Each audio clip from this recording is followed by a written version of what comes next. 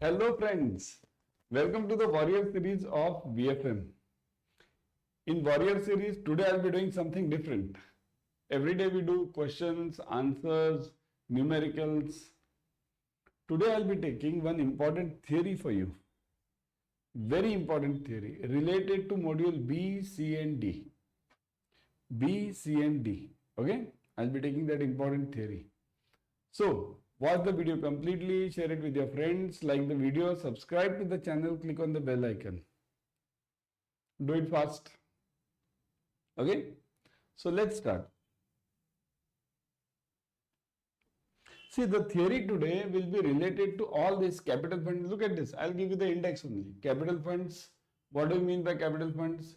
Then tier 1 capital, then additional tier 1 capital, tier 2 capital, revaluation reserves. These are the 5 elements we'll be covering today, right? So, let's cover this. Remaining, there are few questions also that I'll be covering later, tomorrow. So, today, let's start with this, okay? Capital funds. Equity contribution of the owners, kindly note. See this. Now, firstly understand capital funds means what? What is capital? Capital is required by any company, any business. You start your own business, you will require a capital. Right? So, the basic approach of capital adequacy framework is that banks should have sufficient capital to provide a stable resource to absorb any losses arising from the risk in its business. So, it must have a stable capital, money, own money. Now see this, I won't say own money, it's of two types that we'll discuss. So firstly, it should have money. Whenever you start a business, you start your own business, you will be requiring money. Now that money can be yours, your own, or you might have taken some udhari, credit from somebody, isn't it? Your family members, your friends, bank, financial institutions, anyone. Same thing happens with bank also, because bank is after all a business. So bank will also do the same thing. Bank will require money. So the money can be their own. Their own means, let's see, we'll go one by one. Capital is divided into different tiers according to the characteristic qualities of each qualifying instrument. So it is divided into different tiers. Now look at this word. Some new word is coming. Different tiers. According to the characteristics and qualities. Now tier means what? Tier means basically tier 1, tier 2, tier 3 means higher level, strata. Amir, he is in the tier 2 city, he is in tier 1 city. Mumbai, Delhi, Pune, tier 1 city, right? Tier 2, some other cities, right? So higher, lower. Same thing over here, tier 1, tier 2. There are two tiers in the capital. Earlier there was tier 3 also, but now tier 3 has been abolished. So latest tier 3 does not exist at all. Okay. So capital is divided into different tiers according to the characteristic qualities of each qualifying instrument. For supervisory purpose, capital is split into two categories, tier 1 and tier 2. Kindly note. Okay. Tier 1 and tier 2.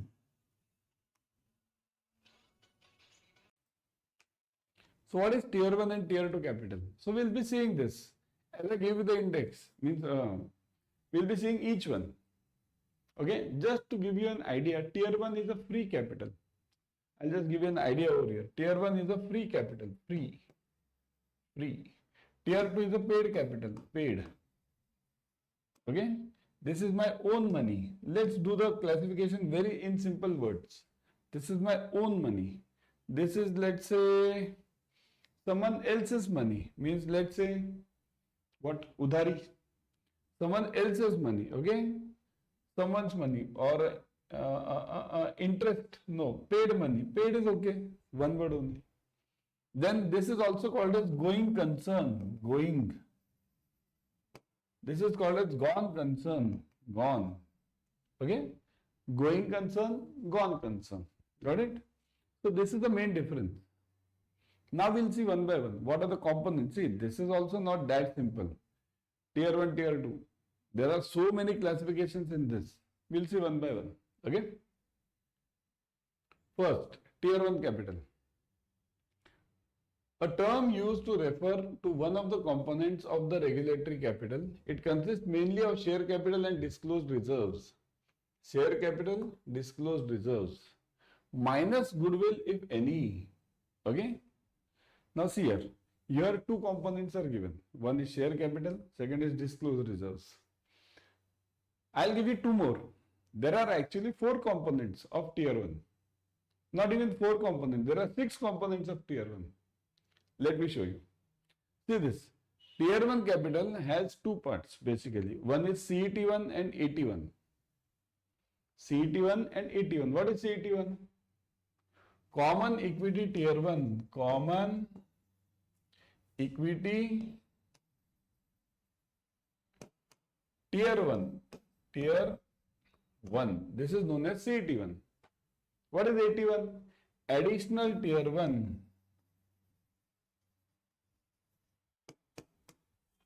Tier 1. Okay, this is known as AT1. So first know the full forms. Common Equity Tier 1 and Additional Tier 1. Okay. Tier 1 items are deemed to be of highest quality. Why highest quality? This is my own money. So my own money is always the best money, isn't it? My own money is always the best money. If I take it on some credit, udhari from somebody, then I have to pay that interest to that guy, isn't it? Here it's the best quality, highest quality, because they are fully available to cover the losses.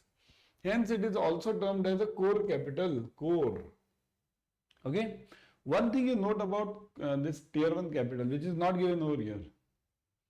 Tier 1 capital is used to absorb the losses on an ongoing basis. That's why I call it going concern. Going. Ongoing basis means what? Say this. Is it mentioned over here? On an ongoing basis without leading to bankruptcy. Very important word. Without leading to bankruptcy. Without leading to bankruptcy. Okay? Or what we call it? Insolvency. Okay? Bankruptcy is the best word. Bankruptcy. Okay? So this is the main crux of Tier 1 capital without leading to bankruptcy. Okay? It's as simple. Suppose if you have 10,000 rupees in your pocket, you are walking on the road, that 10,000 rupees falls somewhere, you lose it. What will happen? You will feel sad. You will have the loss. See, loss will be there. You will feel sad also. Two things have happened. Now imagine this 10,000 rupees you have taken on credit, udhari, from somebody at 10% interest. And you have to repay that guy in next 1 month. And now you lose that 10,000.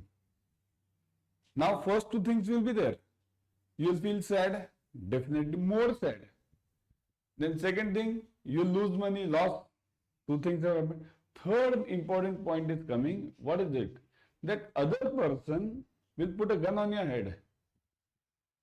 After 1 month, I want my money back along with the interest. Clear?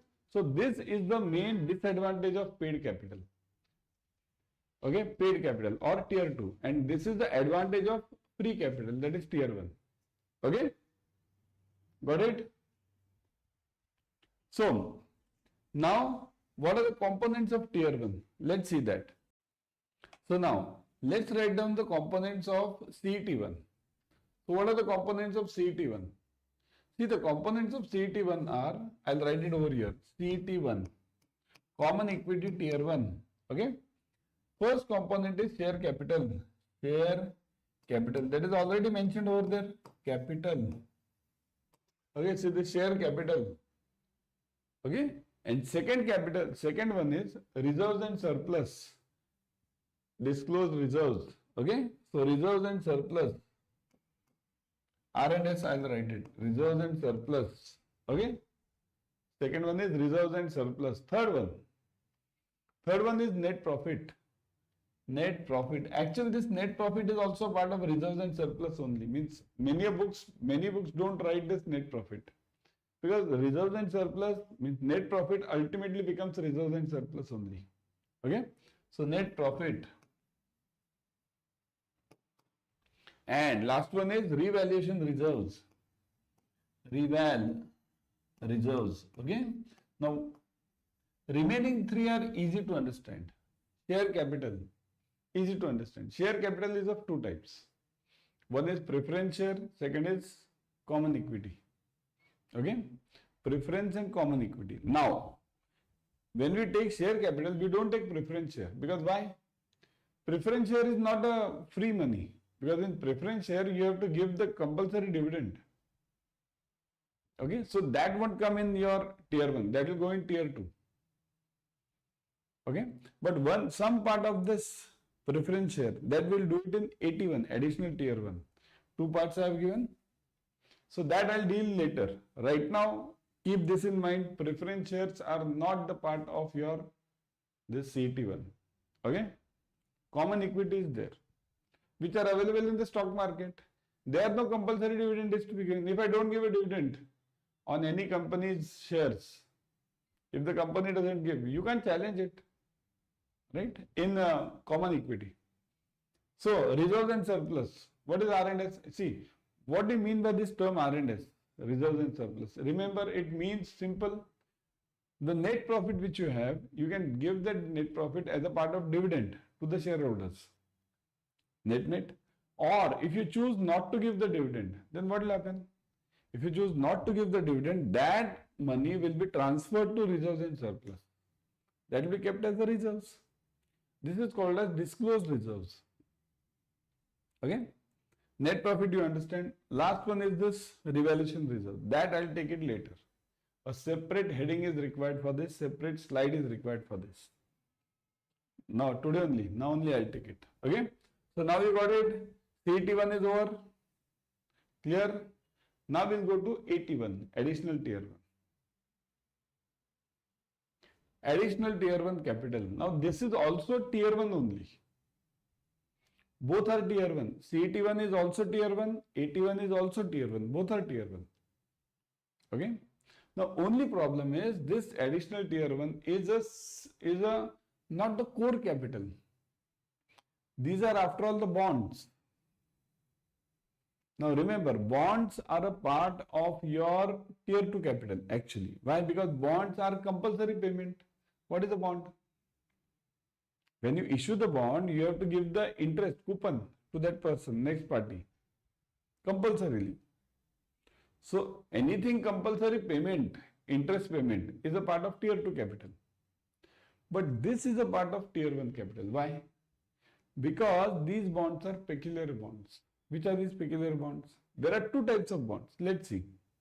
Two parts in this. One is PNCP, Perpetual Non-Cumulative Preference Share. See, I told you, preference share.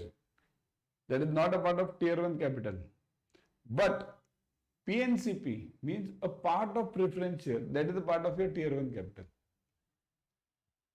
Now, what do you mean by this? See this, PNCP, Perpetual Non-Cumulative Preference Shares. What is perpetual? Understand the meaning. From the name itself, you will understand. If I explain you the words, you'll understand it immediately. See this, perpetual. What is perpetual? Perpetual means long term. I'll issue the bond. I'm issuing you the bond of, let's say, 1 lakh rupees. I'll give you this bond. You will give me 1 lakh rupees. On that bond, it is written, I will repay this 1 lakh rupees after 50 years. After 50 years. Done. Now 50 years who has seen? So that's a loss. It's a sort of my own money. 50 years you will be there, I'll be there, I don't know. So this is known as perpetual, long term. It's my own money, as good as that. Non-cumulative. What is non-cumulative? Non-cumulative means, see, on any preference share, you have to give a compulsory dividend. Now, if you don't give a dividend in some year, suppose if I don't give a dividend to you 1 year, I'm talking of preference share. I don't give a dividend today, this year. Next year, I'll have to give this year's dividend, next year's dividend, along with arrears. Arrears means the loss which you have suffered. I didn't give you the dividend. So that much time value of money, you have lost it. So I'll have to give this year's dividend, next year's dividend, then arrears also. This is a typical peculiar quality of cumulative preference shares. Cumulative. Cumulative means that. But here what are we talking? Non-cumulative. Read the word non-cumulative. It means what? Reverse. If I don't give a dividend this year, next year it's not compulsory for me to give the dividend of the last year. Means this year. Next year I'll give next year's dividend. That's it. Over. No arrears, no dividend. So it's as good as shares. Common equity. That's why perpetual, non-cumulative. These two words, when they are added, they become a part of tier 1 because that's a free capital. IPDI. IPDI means what? Innovative perpetual debt instruments. Now what do you mean by this?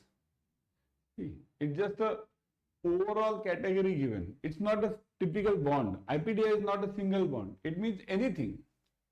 Even PNCP is a part of IPDI. Innovative, something new.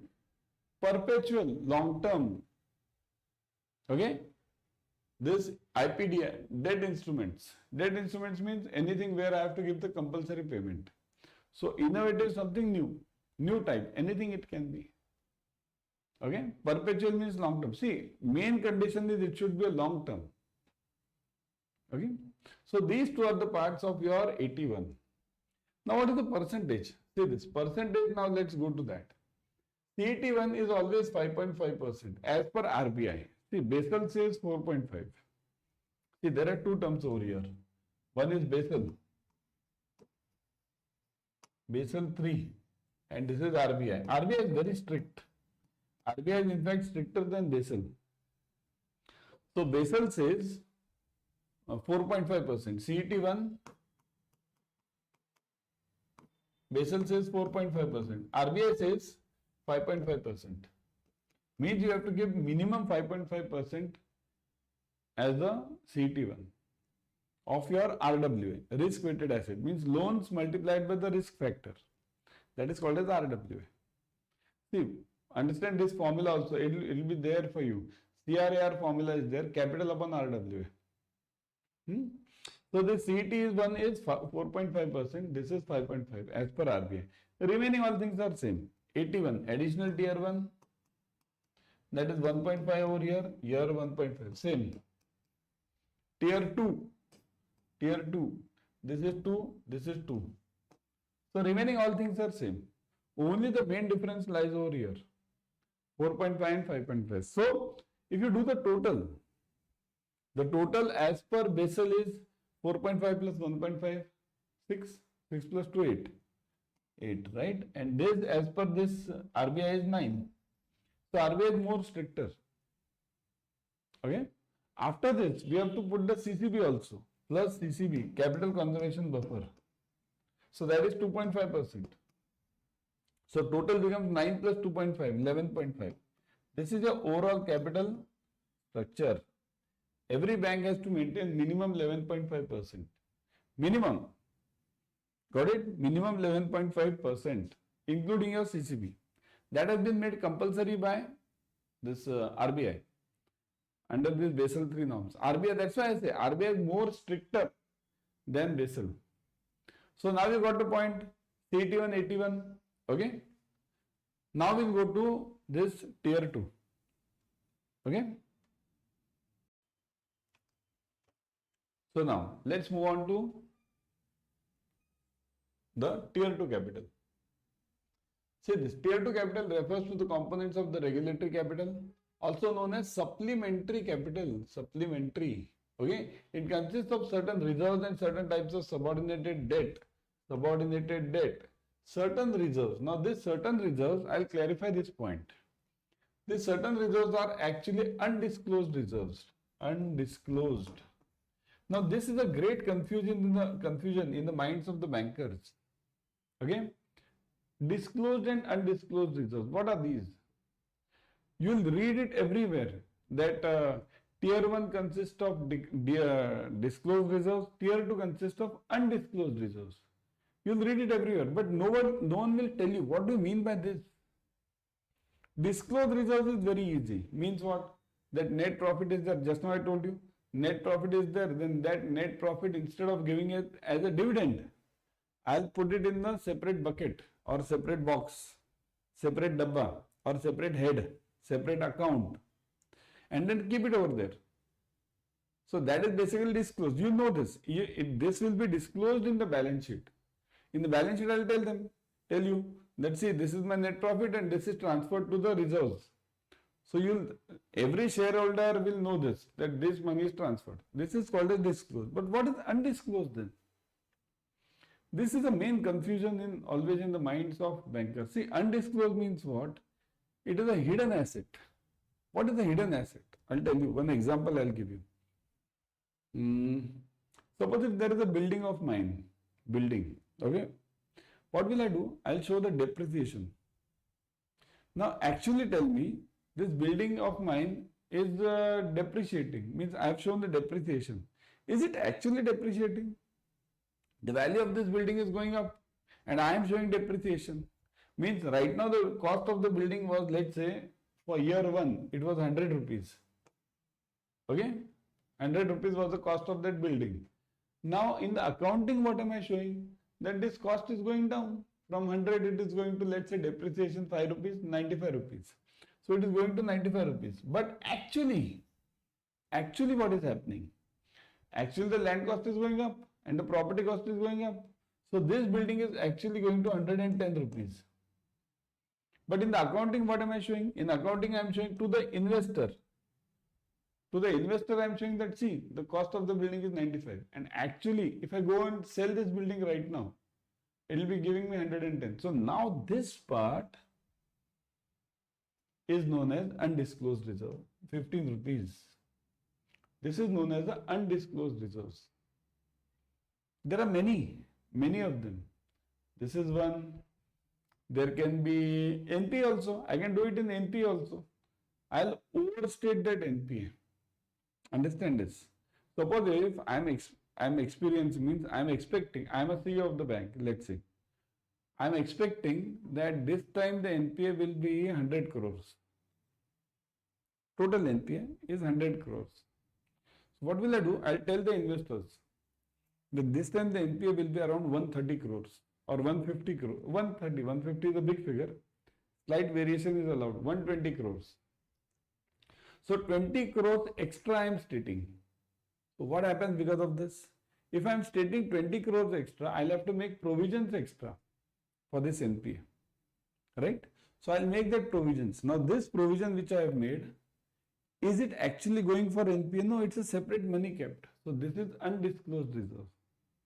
This is a great confusion in the minds of many bankers. Many bankers don't understand this word. What is undisclosed? छुपा हुआ, अंदर के pocket में रखा हुआ पैसा. Right? So that is it. So subordinated debt. Now subordinated debt means what? Which I take it from my sister concerns. Okay, that is subordinated debt. So tier 2 capital, tier 2 items qualify as a regulatory capital to the extent that they can be used to absorb losses arising from bank's activities. Now one thing about tier 2 you must always note. Tier 1 I told you, it is an ongoing basis without leading to bankruptcy. Tier 2 capital is used when the bank becomes insolvent. Means this is actually taken in hand. This is used when the bank becomes bankrupt. Now I have to close the bank. So I'll use this capital and then try to pay off whoever is there. Okay, so that's why tier 2 capital is a secondary capital. It's a gone concern, gone. When the bank is gone, then this capital will be brought ahead. Okay, these things you won't see. You will read it everything everywhere. But these minor points are only known by experience. Okay.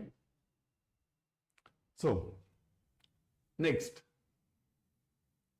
Revaluation reserve. I told you this, I'll be taking a separate slide. Revaluation reserve. Revaluation reserve is a totally different aspect. It is very new to the bankers. Not new actually, it's old, but we don't generally come face to face with this. Revaluation reserves are a part of tier 1 capital at a discount of 55%. Kindly note, this is at a discount of 55% instead of tier 2 capital. So it is taken into tier 1 now. Okay. These reserves arise from revaluation of assets that are undervalued on the bank's balance sheet. Okay. So now what has happened? Earlier, these revaluation reserves were a part of tier 2. The same example I gave you, building. I am showing down, it's up. So now this has become such things. See, as they are known to me, they are known to ICAI also, CA. So won't they put their own brains? So they have put their brains and told, now say this.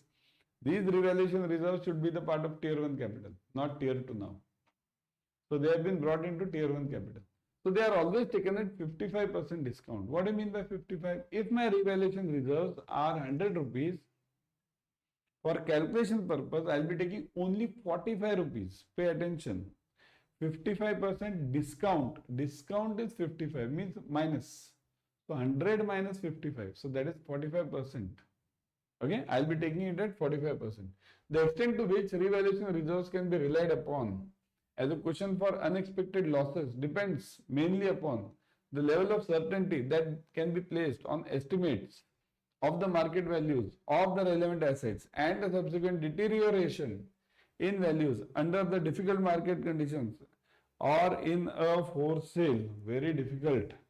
One sentence, start from here, end over. Simple. It means that how much can I rely on this tier 2 capital or this revaluation reserve? Revaluation, not tier 2. How much can I rely? See, building.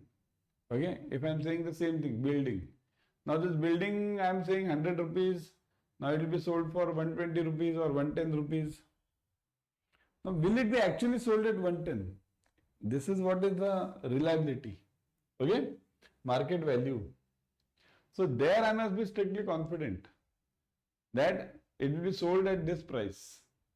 So everything depends on that. So revaluation reserves main concern is always the price at which that asset will be actually sold. Okay. So these were the components which I wanted to discuss today because these are very important. Otherwise you will read it everywhere, read the things everywhere, but you won't understand. Understanding is very important in CAIIB. Okay. Now before going, everyone kindly join the Adda 24/7 crash course. Kindly note, the crash course, you must join it immediately. It's available. See, download the app first. App is available on both Google also and iPhone also. Okay, download the app and join this crash course. How to join? See this, for joining this crash course over here. Download it and then immediately purchase this. E-books, mock test, online live classes.